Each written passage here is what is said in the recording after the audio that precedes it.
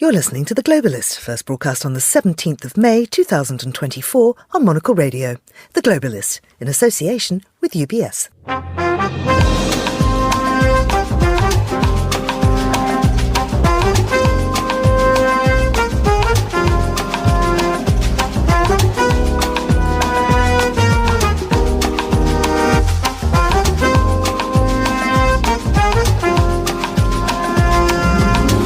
Hello, this is The Globalist, broadcasting to you live from Midori House in London. I'm Georgina Godwin. On the show ahead, Michael Cohen, Donald Trump's former lawyer, has been on the witness stand. We'll examine the key takeaways. Then to South Africa. In their destruction of Rafah, Israeli soldiers deployed to Gaza continue to invoke the Prime Minister's speeches, which are themselves genocidal. Pretoria is appealing to the UN's top court in The Hague to order Israel to withdraw from Rafah immediately. We'll examine the knock-on effect on South Africa's upcoming election. We'll have a roundup of the papers from Zurich, and then I'll speak to Pulitzer Prize winner Stephen Adly Guirgis about his play Between Riverside and Crazy, before Matt Wolfe joins me to review the show and other theatrical highlights. We'll discover the perfect interval drink with a top sommelier in Turkey, and then...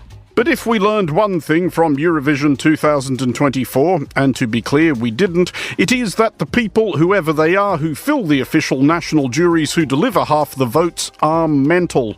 Andrew Muller with his considered take on the week. That's all ahead here on The Globalist, live from London.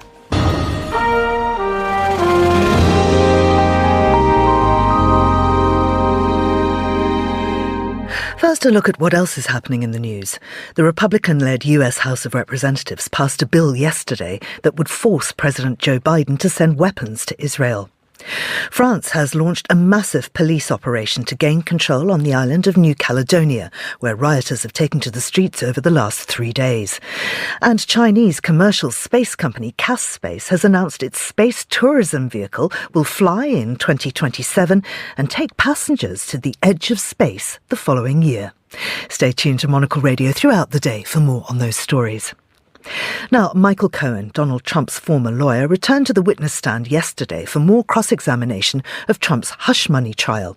Trump faces 34 counts of falsifying business records to hide the reimbursement to Cohen for the payment he made to adult film actor Stormy Daniels to keep her quiet about her alleged affair with Trump.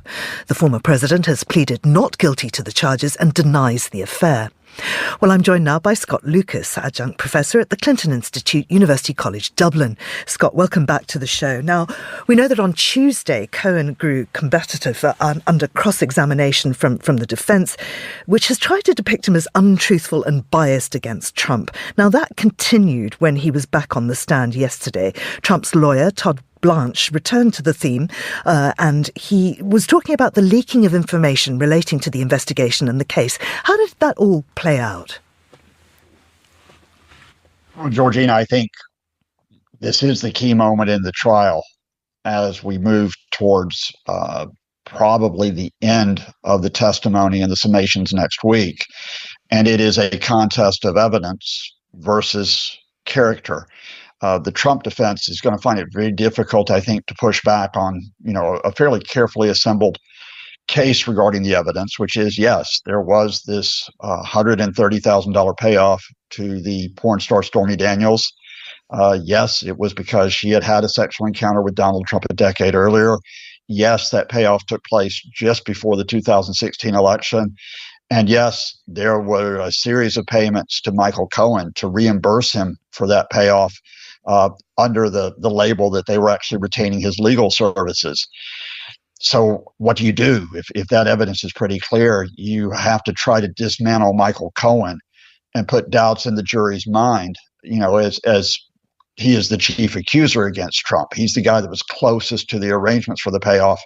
And the fact is that Michael Cohen, as he remained loyal to Trump in 2017 and into early 2018, as he admits, did lie. He lied to prosecutors, he lied to investigators, he lied to Congress to cover for Trump. And the Trump people are turning that back against him and saying, well, look, if you're a liar, why should we trust anything that you say against this man? And they also say that, of course, he has a desire for revenge. And I wonder if that's understandable. He's had to pay a considerable price so far. He's gone to jail. It's cost him money. I mean, what else has he suffered for his loyalty? Well, Michael Cohen wound up being sentenced to several years in prison. He served part of that term before he was released during the COVID pandemic. He has had enormous cost, many millions of dollars in terms of legal fees, in terms of fines and punishment. In fact, hundreds of millions when you add it all up. He will claim also this has been a disruption to his family. He's lost his career, his license to practice law. So Michael Cohen is no friend of Donald Trump, and he has said that each and every day on his podcast and on his social media feed. The question before the jury is, do you consider that, animosity against Trump to be justifiable, that it shouldn't stand in the way of the evidence? Or do you put a priority and say at the end of the day, we're going to make Michael Cohen the defendant in this case rather than the former president of the United States? Now, one thing that kept coming up was this call that he made in 2016. Quite a lot of confusion around that. What are the facts? Well, the facts are, as Michael Cohen tells it on October the 26th, 2016. And again, we're talking about, less than 2 weeks before the presidential vote. He called Donald Trump through Donald Trump's bodyguard, Keith Schiller, to say the payment has been made to Stormy Daniels, out of this account that Michael Cohen set up supposedly for a home equity loan. What the defense is saying is, well, look, you made more than one call on that night. And indeed, Cohen does admit that he made another call that night because he was receiving online harassment from someone who eventually said, look, I'm only 14 years old. Don't come after me for this. And that Cohen notified, again, Trump's bodyguard that this was happening. So there were multiple calls on this evening. But what the prosecution is trying to say is, well, because there were multiple calls, how can we be sure that you made a specific call to Trump to notify him of the payoff? Now, there have been a few media reports saying that Trump's lawyer, Blanche, was really quite confused at various points and also got very angry. Well, and that's a deliberate tactic to get angry.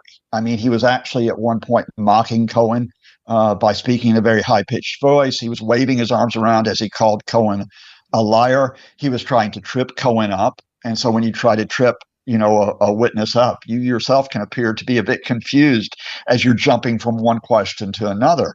That, I think, is what we expected, that Todd Blanche, who, again, is known for this, effectively attacks on witnesses. It's part of his defense style, was going to do this. I think what was interesting is that Cohen, for the most part, kept his cool. I think what the defense tactics was to show Cohen as this angry, bitter man, to have him almost explode on the witness stand. He didn't do that. He did get a little bit agitated at times, but not at the point where, he in effect, lost control of himself. So it was a performance. It was a performance, let's be honest, on both sides. And we just have to see how the jury factors that into their decision and whether the evidence then is considered alongside that performance. Now, outside the courtroom, there were protests, both pro and anti-Trump. Yeah, and this has happened throughout the several weeks of the trial. I think initially, in the opening days of it, there were probably maybe about 100 supporters of Trump. That number had actually dwindled before Michael Cohen took the stand to only a few that were there.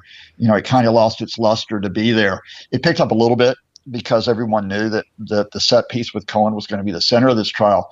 But the protests outside really haven't garnered as much attention as what you might call the demonstrations inside the court. And that is a series of Republican politicians who have made sure that they were right behind Trump on the front rows, made sure that they came out of the proceedings to give a press conference, impromptu press conferences, all about how Donald Trump is this victim of an unjust, horrific judicial system, because these guys are performing as well. Mm-hmm. They want to perform to get Trump's favor. for their political careers. So, I mean, this case really is dominating Washington, but shouldn't they be concentrating on other things right now? I mean, of course, Israel is going on, but the other thing is Putin visiting Beijing. How's that looking from the US? Well, it's interesting. From the U.S. and from the international media, there's actually kind of what the surface appearance is. And then I think there's the takeaway that the media is missing. I mean, the surface is, oh, look, Vladimir Putin has visited Xi. They've both talked about a strategic relationship. They've both talked about how they have very important countries. They've both talked about how they don't want a third country to disrupt that relationship. And you would expect them to say that. What I actually found most interesting is that on what you might consider the key immediate issue, which is whether China will continue to support the Russian invasion of Ukraine, which is now into its 27th month, China is still remaining non-committal. China is still referring to the sovereignty and territorial integrity of countries as being important.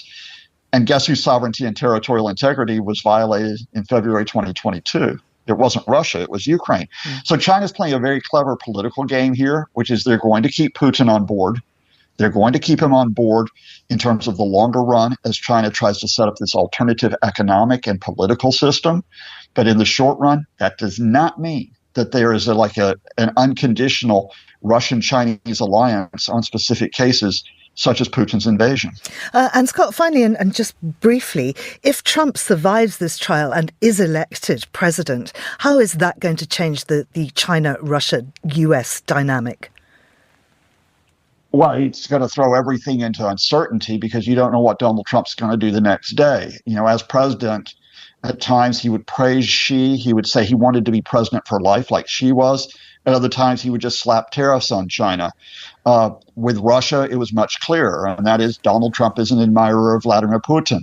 So I don't think we can predict where specific issues are going to go, because with Trump, nothing's predictable. But I think we can predict this. Both China and Russia will try to exploit Trump. They will try to exploit Trump to their advantage because they will not have to work with an American system, a coherent American system, but with a relatively incoherent president. Scott, thank you very much indeed. That's Scott Lucas there. And this is The Globalist.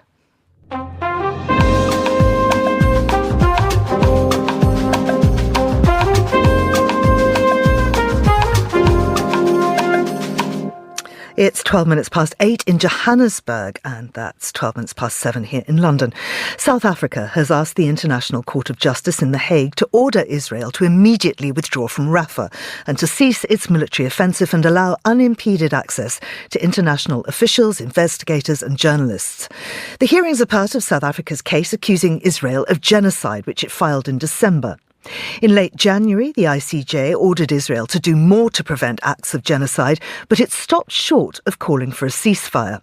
The main case dealing with the accusation of genocide is not expected to start until next year. Well, I'm joined now by Nwabisa Makunga, who's editor of The Sowetan, a national daily publication in Johannesburg. Nwabisa, it's good to speak to you again. What did South Africa say in its latest filings? Good morning, Georgina. It's great to be here again.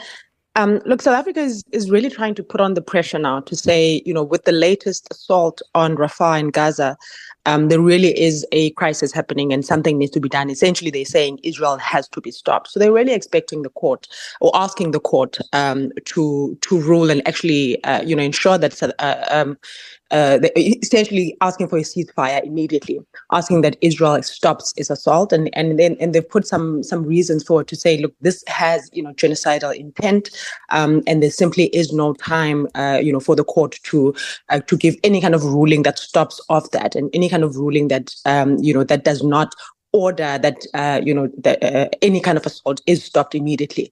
So they're asking that, and they've made the arguments yesterday, and of course we're expecting Israel to respond today. Why is South Africa so invested in this?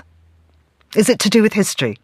I think for multiple reasons. I think, the South Africa itself, the South African government, the ANC, but also the people of South Africa, we have experienced what apartheid is, and many people in South Africa do believe what is happening in Gaza is simply a version of that.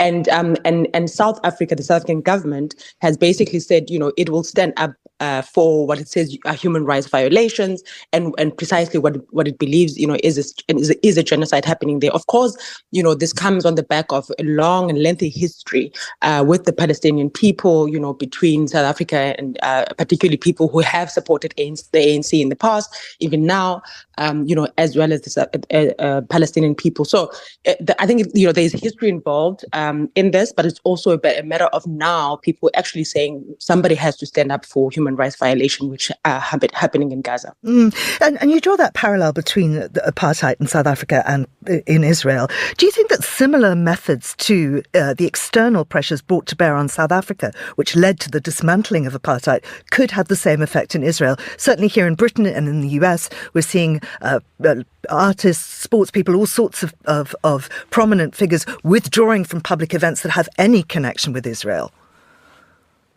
Absolutely. I think, many people in South Africa believe that those similar methods could actually apply. Of course, it's a lot more complex now, and particularly if you look at how, the hard stance that Israel has actually taken, essentially saying, it does not care even if it is isolated. But you can see, I think around the world, particularly with young people, in universities across the world, etc., there is, kind of mounting pressure. When, any kind of breakthrough will happen, is anyone's guess. But I think, part of what South Africa is trying to do is essentially bring, to the world's attention something that says, well, there is genocide actually happening here, in this era, and surely, somebody should do something about it. Do you think any external pressure has been brought to bear on South Africa to bring this case? I'm thinking Russia. No, not at all. It's highly unlikely. This is really a conviction of the South African people, many South African people. Of course, there are three kinds of South South African people, right? As far as this case is concerned, there are people who are completely disengaged, in politics in general. There are people who don't support the ANC's case, or rather the government's case at the ACJ. These are people who are not necessarily ANC members. These are people who support perhaps the opposition. And particularly smaller opposition parties who simply by their own politics support Israel. But I think the majority of South African people, those who do support the ANC, but also those who don't support the ANC, but are very much invested in the idea of human rights, actually support it. And I think that, this is precisely where the ANC government actually gets, its conviction from. So external pressures, absolutely not. It's for many South Africans, this is, it's a natural kind of step for a South African government to do, considering what is happening now and considering the past from which we come. So South Africa goes to the polls at the end of the month. Do you think it will be an electoral issue? And might we see people who might have been tempted to vote for the DA now supporting the ANC because of their stance on Gaza, or indeed vice versa? Is this going to really tip up what happens in the elections? I don't think so, and I'll tell you why. Because South Africans don't necessarily. They don't vote based on foreign policy. Although foreign policy is important, yes, to many people, but it is not a significant, decider of electoral choices in South Africa, right? So you've got a situation here where, as I said, I think the majority of people, just based on, human rights convictions, actually do support the case. But you must understand that within that group of people, you have people who, yes, would ordinarily support the ANC anyway, but then you've got people who don't support the ANC, and this is not necessarily going to change their stance, or endear the ANC to them on the basis of them going out and voting. So I think it's kind of a slightly more nuanced in that yes. Many people are celebrating and affirming the ANC's or the ANC government's stand and what it has done, but it may not necessarily be something that says, okay, let's now go out and vote for them. I think people vote simply on the basis of what they're experiencing of the government and they're experiencing of the country. On the DA, though, I think again there may be nuance there, because there are many people, particularly in the Western Cape, who do support the Democratic Alliance. But I absolutely disagree with its stance as far as, this latest case is concerned. And I think there may be vulnerabilities where people are saying, well, if you're not going to be consistent, if you consider the fact that the DA, for example, supported Ukraine, and rightly so, and supported the people of Ukraine there.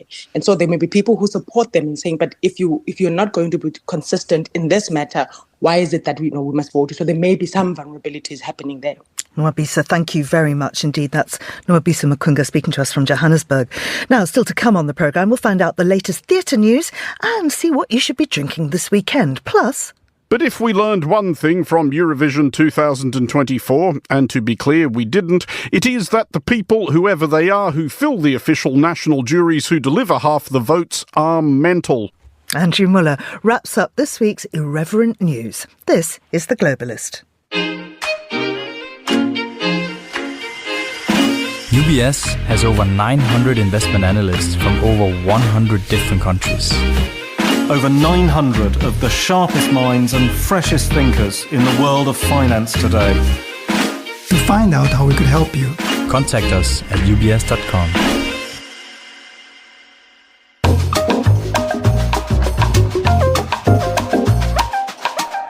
Now let's continue with today's newspapers, and joining me from our studio in Zurich is Juliet Linley, who's a journalist and former Vatican correspondent. Good morning to you, Juliet.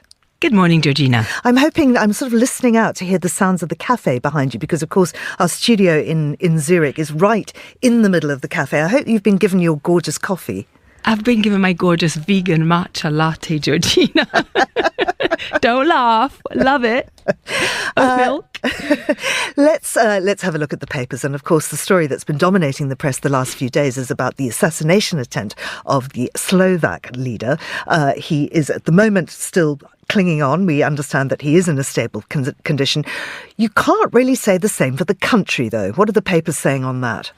Yeah, so I'm going to look particularly at this article I found in The Guardian, which is talking about how this country of 5 million people is on the brink. So it looks at how the assassination attempt might possibly aid in healing the rifts that are within the country that he exploited, but it's not necessarily going to be a happy ending to this shocking story, Georgina. So whether or not Prime Minister Fico survives and can, of course, resume office, the divisions could lead to widespread civil unrest. So the hope, of course, is that cooler heads will steady the ship and that a government of national unity can be formed that'll give the hostilities a chance to subside. But if we look at statements from several of the ministers in Fico's cabinet, it's not looking promising. There's been a lot of finger pointing also at the media, and editors are wary of possible ensuing crackdowns. So the deputy speaker of the parliament told opposition politicians that the shooting was their fault yesterday, and then turned and said that it was the fault of the liberal media, and it was because of them that the four-time premier was fighting for his life. So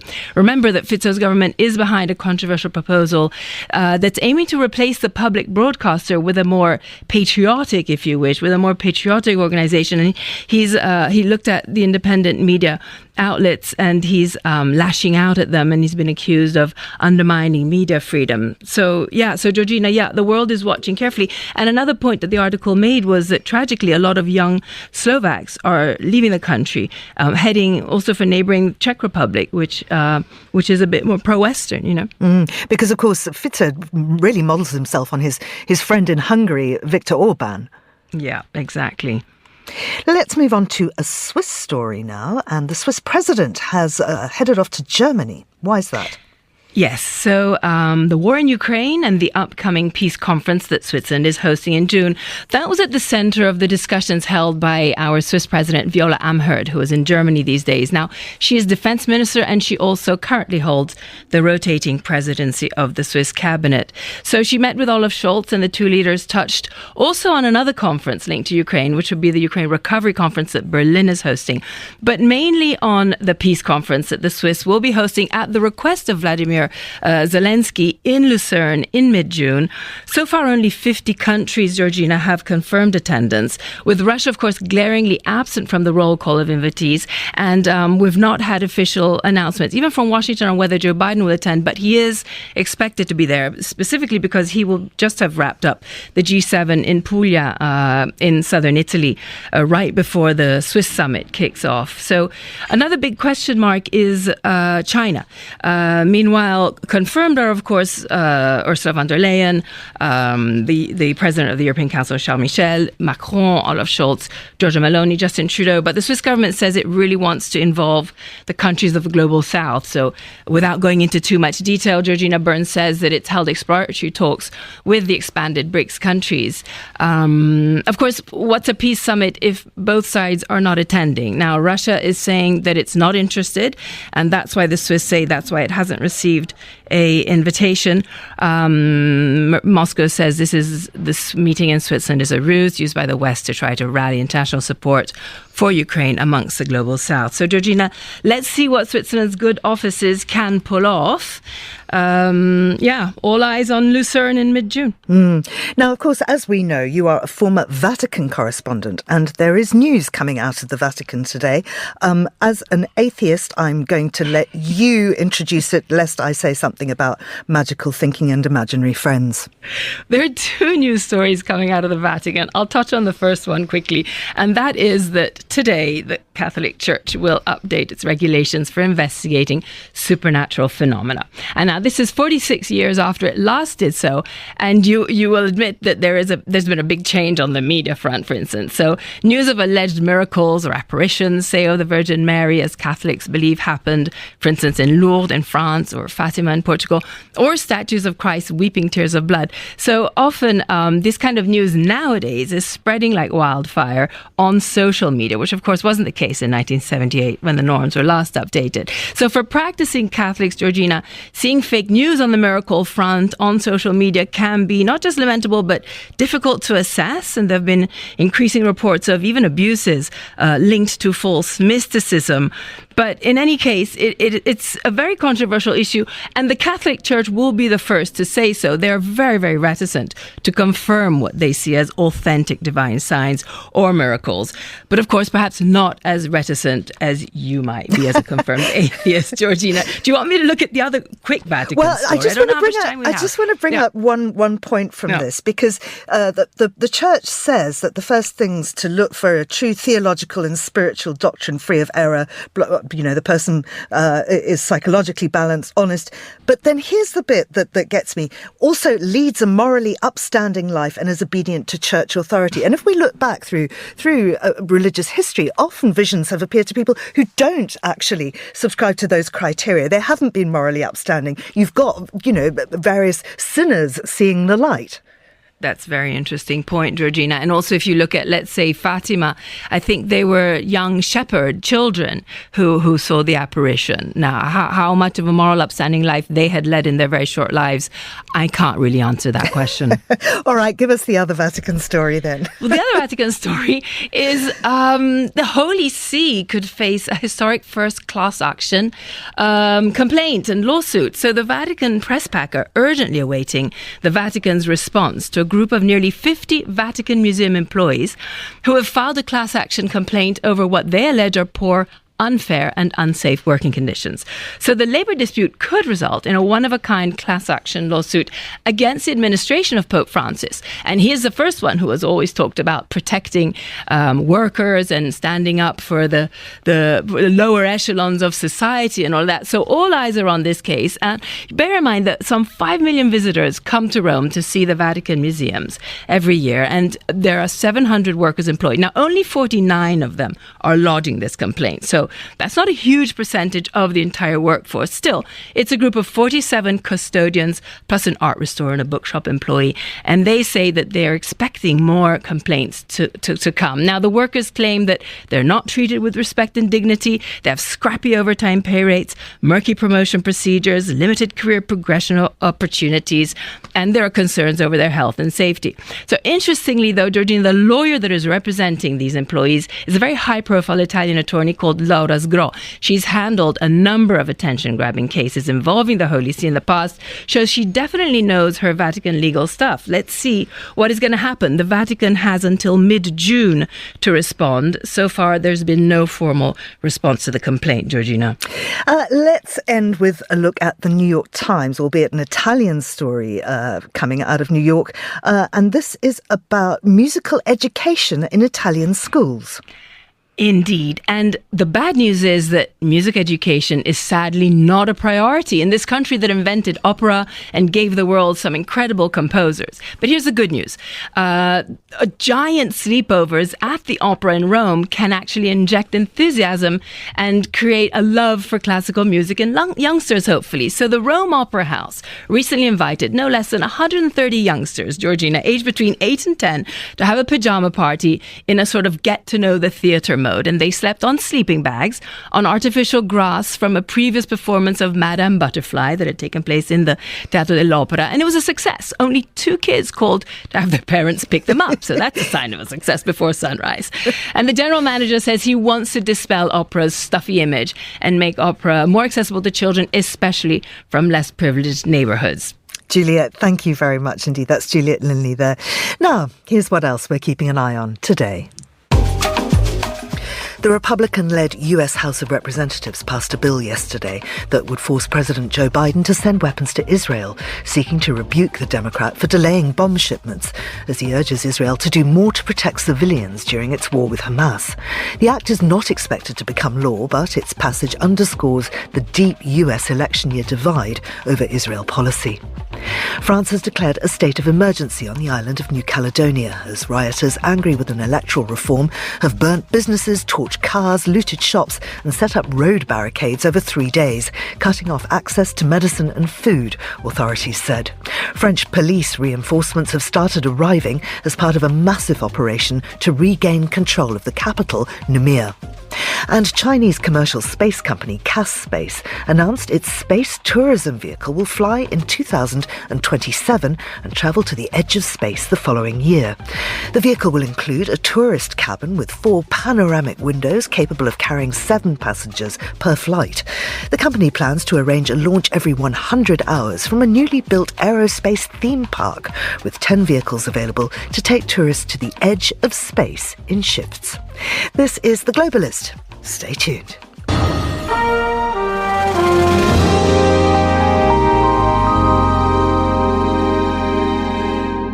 Between Riverside and Crazy is a play by Stephen Adly Guirgis, for which he won many awards, including the Pulitzer Prize for Drama in 2016.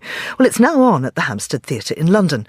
The play centres on a black ex-cop who, since his wife's death, has filled his palatial rent-controlled apartment in one of Manhattan's most desirable areas, Riverside Drive, with an oddball extended family of petty criminals.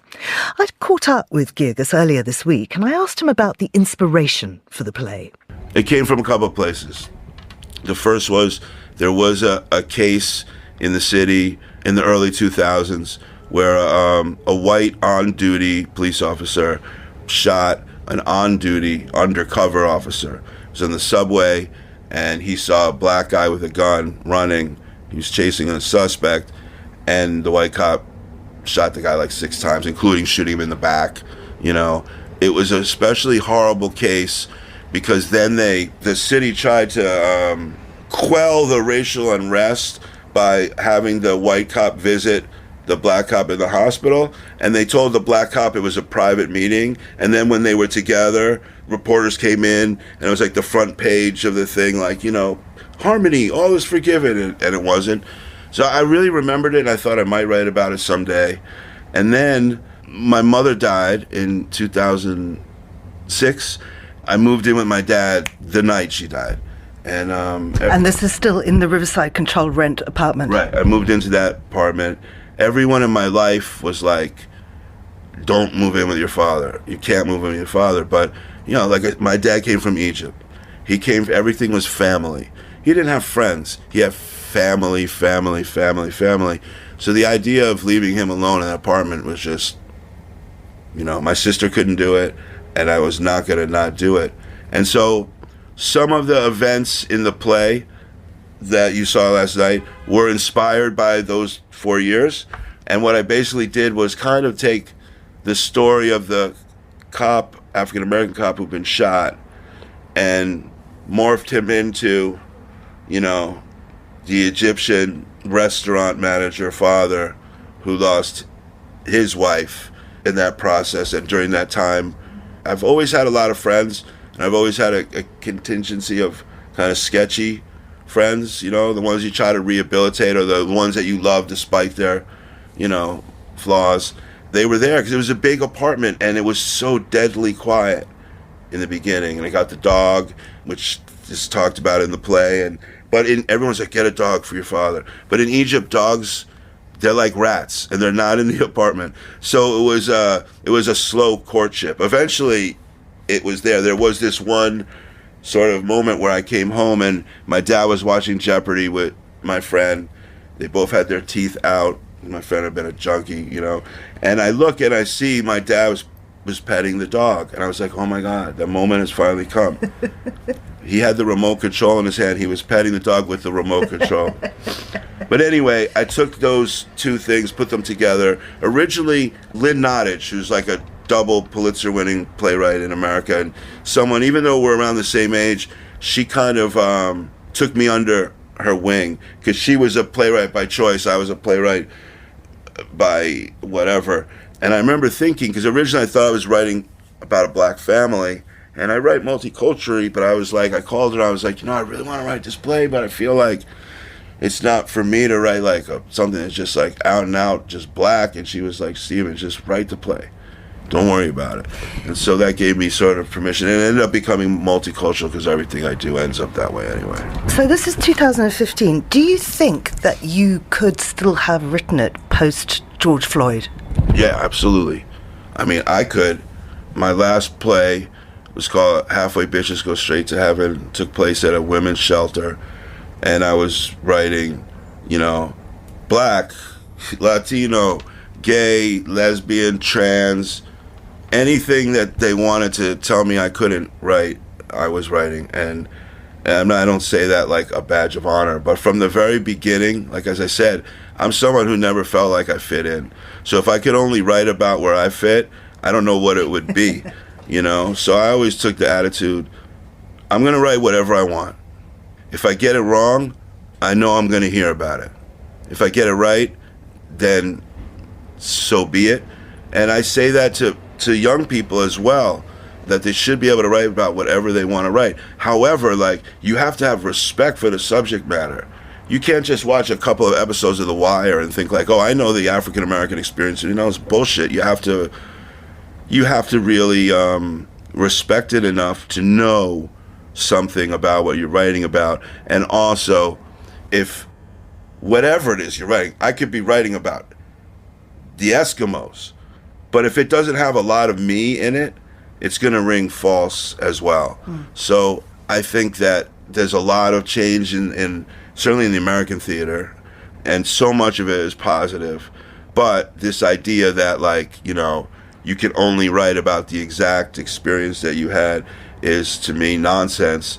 And also this idea that everything has to be like so safe. I shouldn't ever, you know, make you feel unsafe.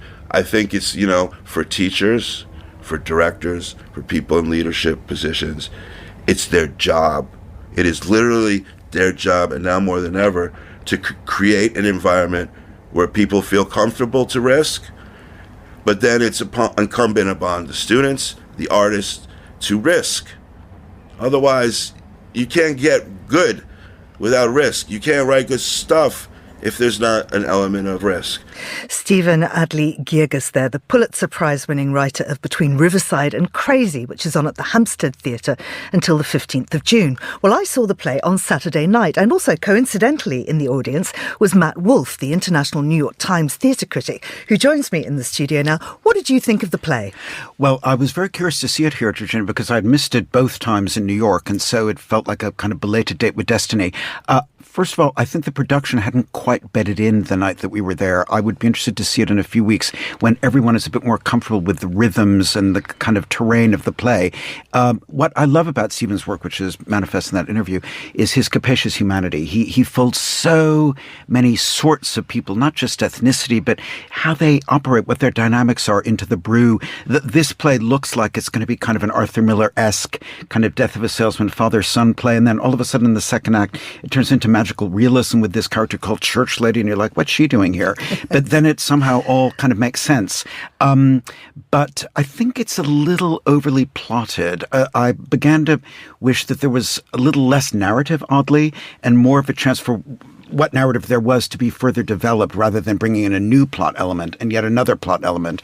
But it's a great acting opportunity for the central character. Oh, wasn't he fantastic? Yeah, who was played on Broadway last season by the wonderful Stephen McKinley Henderson, and now played wonderfully by Danny Sapani, who, just a month or so ago was playing King Lear at the Almeida, and now he's playing another rather roaring father. And it's a great acting opportunity, and he does it proud. And there was so much humour in it, I found, too. An enormous amount of humor, very, very robust, very earthy, very from the heart. The play has enormous heart, and I think people who see it, going forward, especially as the run continues, will find something different. Absolutely. Well, certainly from me, I can highly recommend it. And also, we'll have an extended interview with Stephen Adly Guirgis.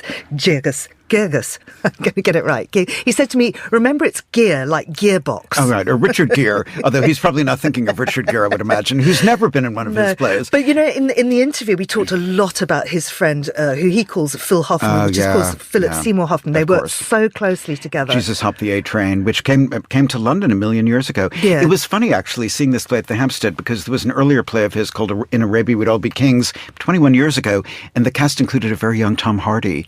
So keep your eyes out for the next generation. Absolutely, and there was some very good next generations. Yeah.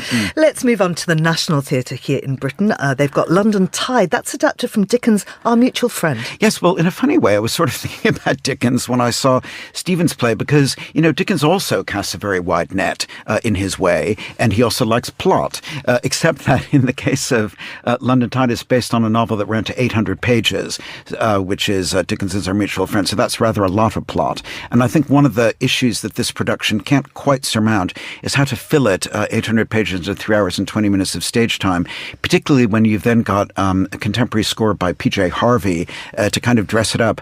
I have to say, and people are divided on this, I would have done without the score altogether. I thought it just padded it. A lot of it sort of announces what we already know. It begins with, this is a story about London, this is a story about money. We know, just tell us the story. Don't tell us what it's about. Just say it. I think in the kind of landscape of page to stage, this will be a bit of a footnote. Absolutely. I want to go on now to talk about the amazing new cherry orchard at the Donmar. And I have to just give a little bit of context from my point of view. Yeah. When I was at drama school, I played Dunyasha. Oh, a great role, actually. Which, she's the maid, but actually she's really kind of key to a lot of things that are going on in the plot. And it's just, and you had to do so much just conveying stuff by a walk across the stage without actually saying very much. Can I just say, Georgina, that the very first cherry orchard I ever saw when I was a teenager at Lincoln Center in New York, the Dunyasha was played by a young actress by the name of Meryl Streep. Oh, wow. So you see, you're unleashing your inner Meryl Streep even then. Even before I found out I was much better at being myself than pretending to be someone else.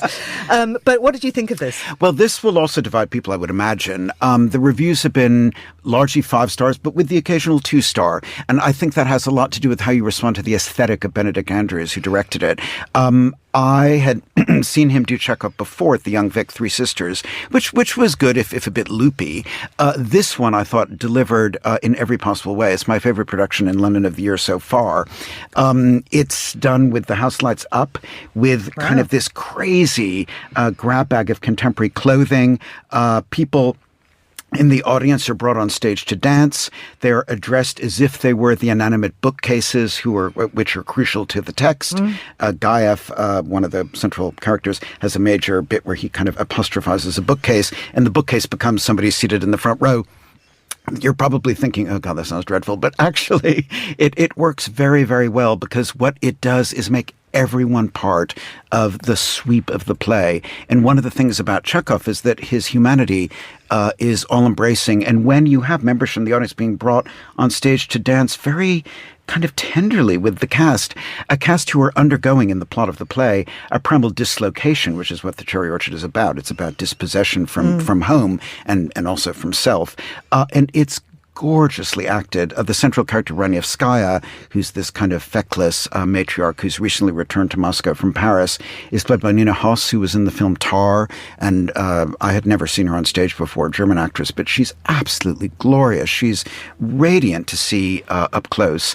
And it just had a kind of passion and power to it that swept me. And this is a tricky play because unlike the Dickens and unlike Stephen Adly Guirgis, there's almost no plot. It's all character, it's all relationships. So you've got to feel that building in front of your eyes. And in this, you really do. And they're talking about how they're bored. And all that's the challenge to Chekhov. They're talking about being bored. You've got to be interested in their boredom. Yeah. And I was. And of course, the famous line, the world moves forward with or without our consent, urging us to adapt or be left behind. The programme too moves forward with or without our consent. That's the way of the world, to quote a play. Matt Wolfe, thank you very much for joining us. You're listening to The Globalist on Monocle Radio.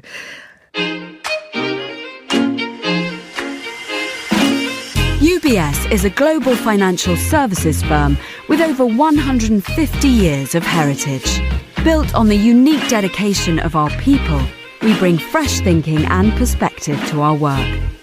We know that it takes a marriage of intelligence and heart to create lasting value for our clients.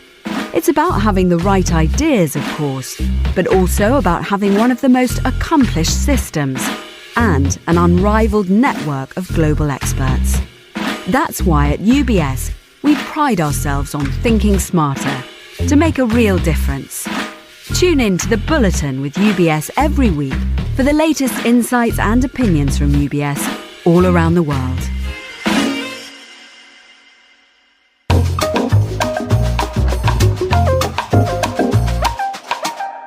Now, it's Friday, so it's time for Andrew Muller to tell us everything we know now that we didn't at the beginning of the week.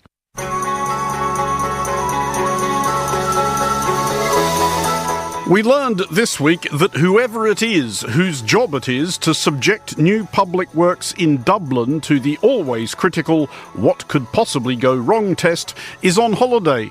Possibly dead. We learned, or really surmised, this from the decision to go ahead and install on the corner of O'Connell and North Earl Streets in the Irish capital an installation by Lithuanian artist Benediktas Gillis. And a big hello at this point to our listeners in Lithuania, who we learned this week had made Monocle Radio's The Foreign Desk their country's #1 politics podcast and its #2 news podcast.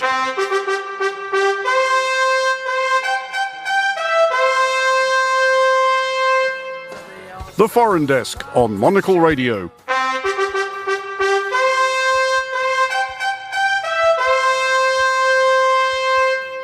Every Saturday at midday. Come on. Just get on with it. Anyway, we learned that Gillis's thing was a portal via which passing citizens of Dublin could communicate with passing citizens in New York City, presumably by way of honouring the historical links between the two cities as previously honoured by the Pogue song we are playing in the background. Again, we don't just crank this stuff out.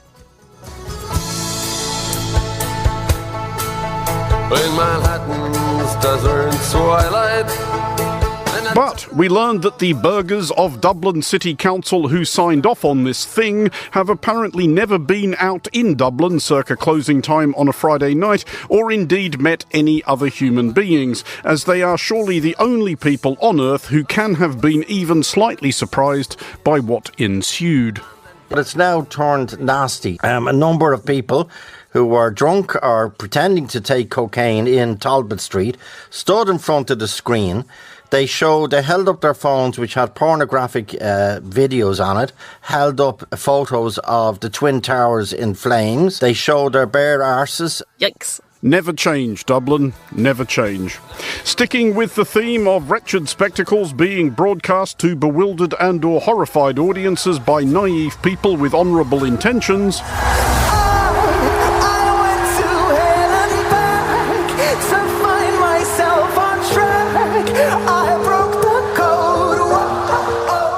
We learned that this, at least according to the clearly deaf juries who partially adjudged the Eurovision Song Contest, is the present apex of continental popular song, this being The Code by Nemo from Switzerland, a country which has long done for popular music roughly what it has done for banking transparency.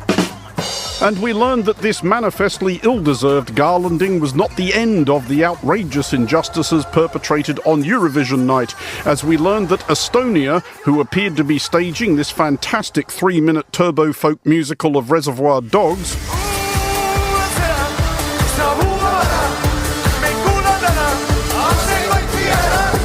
were robbed, as were Armenia,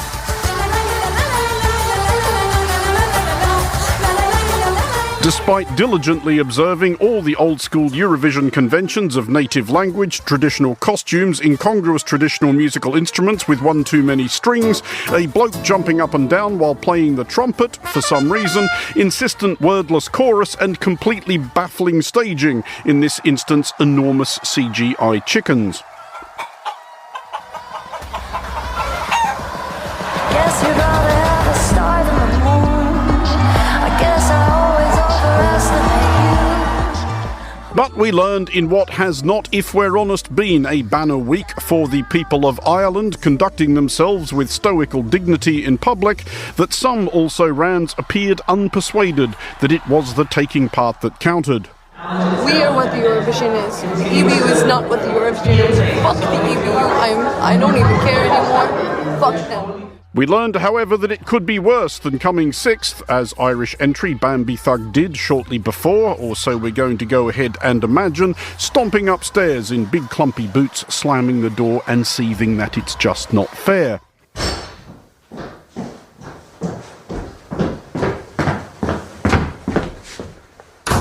For we furthermore learned that the publics of Europe hadn't forgiven the UK for Brexit and wouldn't forgive it for this. Won't you make me dizzy from the kisses?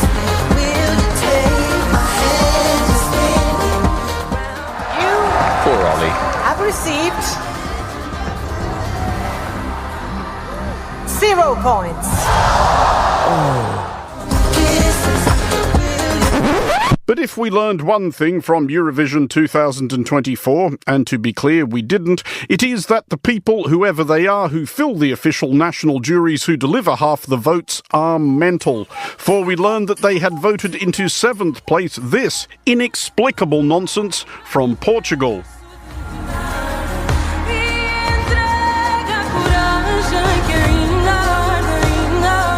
Seriously, what the hell was that? We are now obliged to offer a right of reply to Monocle's Portugal desk chief, Carlota Rebelo. Remind me, how comprehensively did Australia fail to get out of the semi-final?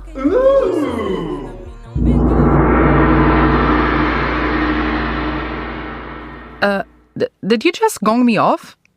Really?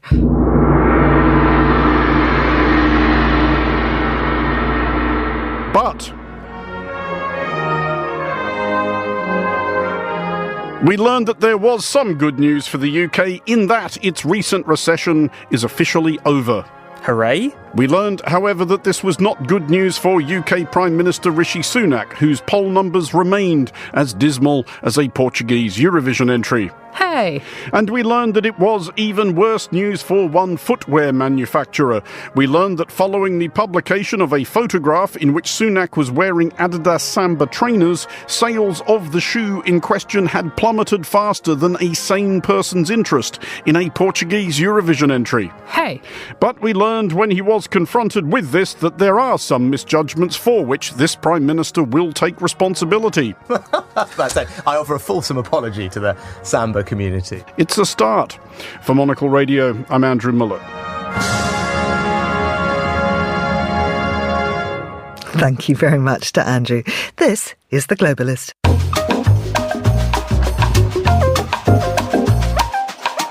And finally, as summer returns to the Northern Hemisphere, what should you be ordering for your interval drinks at the theatre, for your Eurovision viewing party, or for your pre-prandial tipple?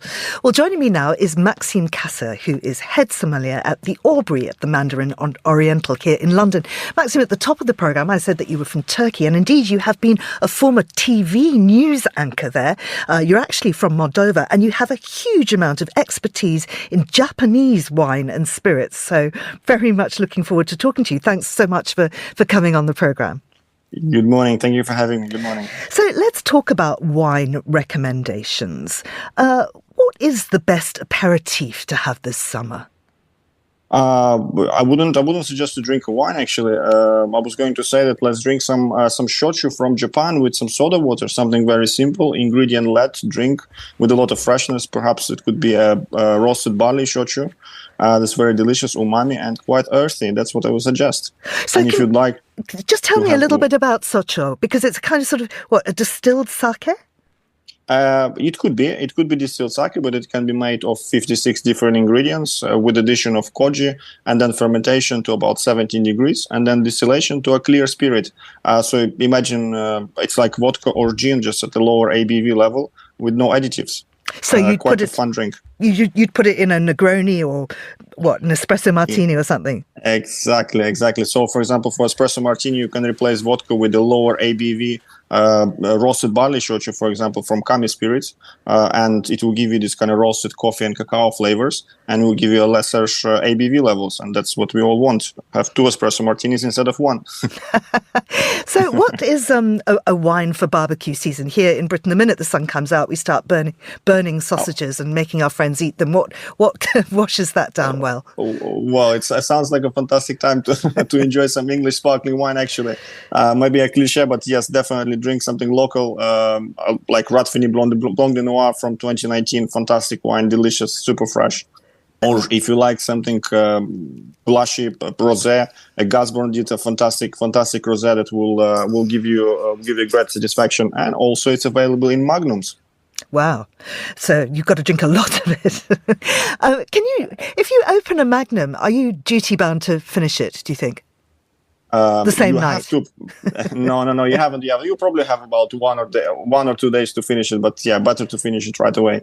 Okay. Now, what about something before bed? I mean, I guess I would traditionally have a whiskey, but there are some really good dessert wines. Yes, actually, if I'll go classic, I would definitely drink a Mosel Riesling, a Spätlese, Egenmüller if possible. If not wine, let's go to Northern Europe. Let's go to Sweden and try some ice cider. Fantastic product. A lot of freshness, a lot of this ripe apples, almost like an apple tart tatin, like in a glass. Fantastic wine. Mm-hmm. Now, as I said at the beginning, Japanese spirits and wine is your expertise. Tell me about Japanese wine. Actually, recently, I started working with some Japanese producers in the northern island of Hokkaido. It's a cool climate, Pinot Noir enjoys a little bit of coolness, like in Burgundy or in South Australia, in Geelong. So they start planting vines in about 2010, and one of the domains that has reached the shores of England is Domain Takahiko. Beautiful Pinot Noir with a lot of intensity, aged in French oak, drinking super well now when it's still 3 years of age. That's what's happening in Japan. They grow some koshu in Yamanashi prefecture in mainland, in Honshu Island. That is also interesting, but it's quite it's lacking the intensity for Western palates, if I may. But it's coming to our shores already with increasing demand for sake and shochu in England or in America, in Europe. These products are coming strong to us, and they boost with this earthiness, this subtlety, but kind of umami character, lighter acidity, and more elegant palate, elegant structure. Those are the drinks that are coming from Japan. If you want to go classic, a bit more traditional, sake is drinking really well now. A lot of the producers are showing that they can you can actually enjoy sake with not necessarily Japanese food. One of my best pairings that I ever had in my life probably was a Scotch egg. Yes, Scotch egg with some Junmai style sake. Yeah, it works super well, and that's what we need to explore. Sake can be not maybe an everyday drink, not your barbecue drink, but it can become a pairing in a Michelin-star restaurant, a pairing for the dishes that you would never think of Japanese drinks. Maxim, thank you very much indeed. That's Maxim Kassir there. And that's all for today's programme. Thanks to our producers Vincent McAviney, Tom Webb, Sophie Monaghan-Coombs, and our researcher George Ruskin, and our studio manager Steph Chungu. There's more music on the way. The Briefing is live at midday in London, and The Globalist returns at the same time on Monday. I'm Georgina Godwin. Thank you for listening.